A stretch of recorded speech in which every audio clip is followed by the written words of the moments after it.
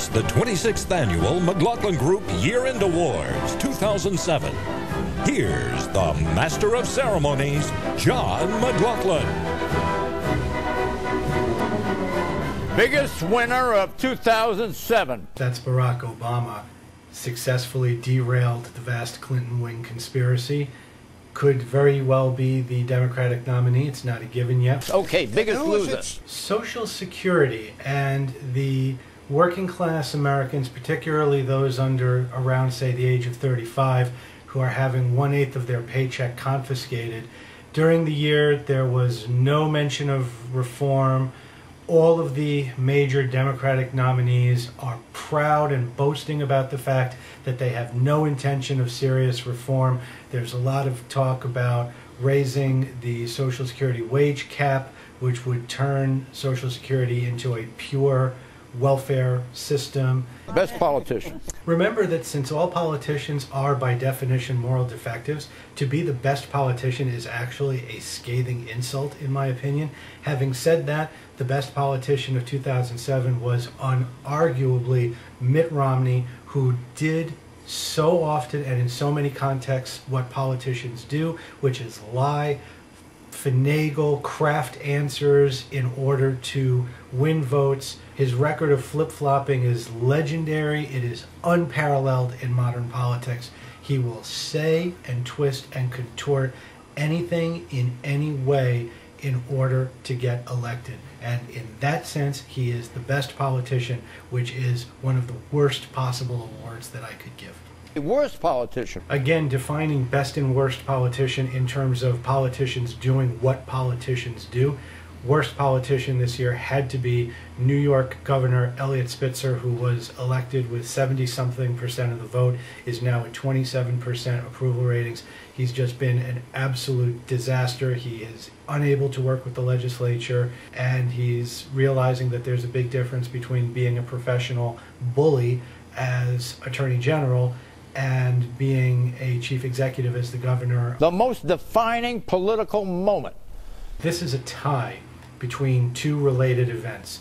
The most defining political moments were A, the Republican debate where three candidates, Mike Huckabee, Sam Brownback, and Tom Tancredo, all proudly boasted about the fact that they do not believe in evolution. And similarly, the Republican debate where every single Republican candidate insisted that don't ask, don't tell was good and that gays should not be allowed to serve in the military.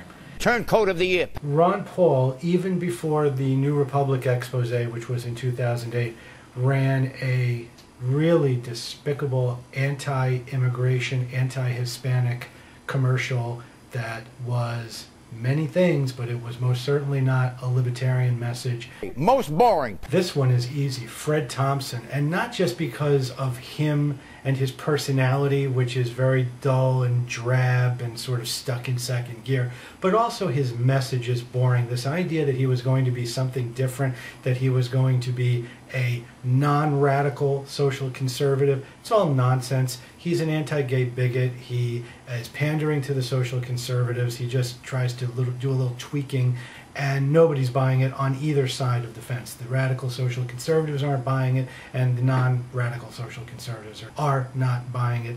And why did he ever get in the race in the first place, and when will he please do us all a favor and just drop out? Most charismatic. Well, it's me, isn't it? Take your pick. Sarkozy in France, Putin in Russia. I don't find any of the presidential candidates to be especially charismatic relative to the others. I don't drink the Obama Kool-Aid in that sense. And again, charismatic is not necessarily a compliment. Bummest Rap. Wall Street, for its non-role in the subprime lending and housing crisis or purported crises.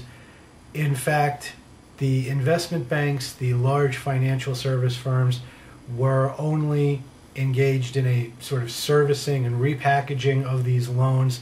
They're not directly responsible. It was the Wall Street banks themselves that got left holding the bag and having to take billions and billions of dollars in write-downs for these investments, which were fraudulently sold to them by other entities, malcontent liberals, to say that Wall Street, greedy Wall Streeters were responsible for the subprime mess. Wall Street had nothing to do with it. Fairest Rap. The Federal Reserve for its role in the subprime mess and the housing crisis. The Federal Reserve under Ben Bernanke has completely deviated from its mission, which is to simply maintain a stable money supply that should grow in conjunction with the growth in the economy, i.e. maintain a stable price level. It has tried to engage in pump priming for the market to try to boost the housing market, prop up the housing market, prop up the stock market, prop up the economy. That is not the function of the Fed. Best comeback. Doctor Who. What? Although I don't think the 2007 series, the third series, was as good as the second, the 2006 series. It's undeniable that the series is doing well. David Tennant is great.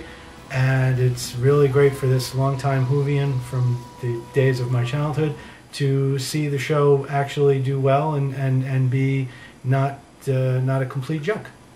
Most original thinker. Arnold Kling, the George Mason economist and the author of the popular economics blog Econlog, for his continued work throughout 2007 on the difference between healthcare service and healthcare insulation, and why the two are irreconcilable in the context of socialized medicine.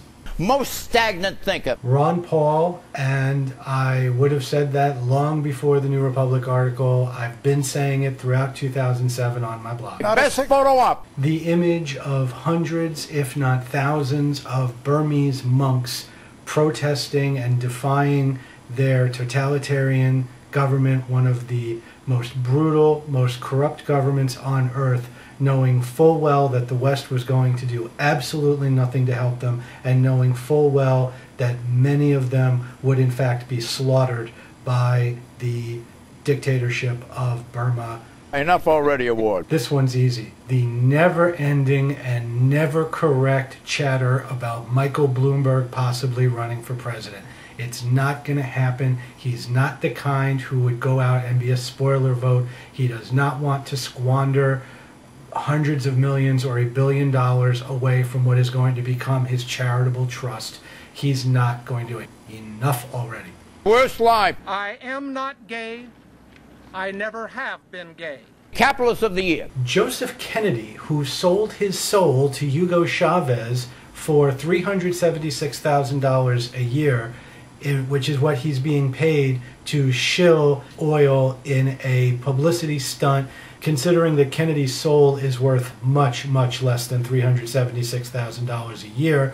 I would call that being a pretty good capitalist. Here it is. You've been waiting for this. Person of the year.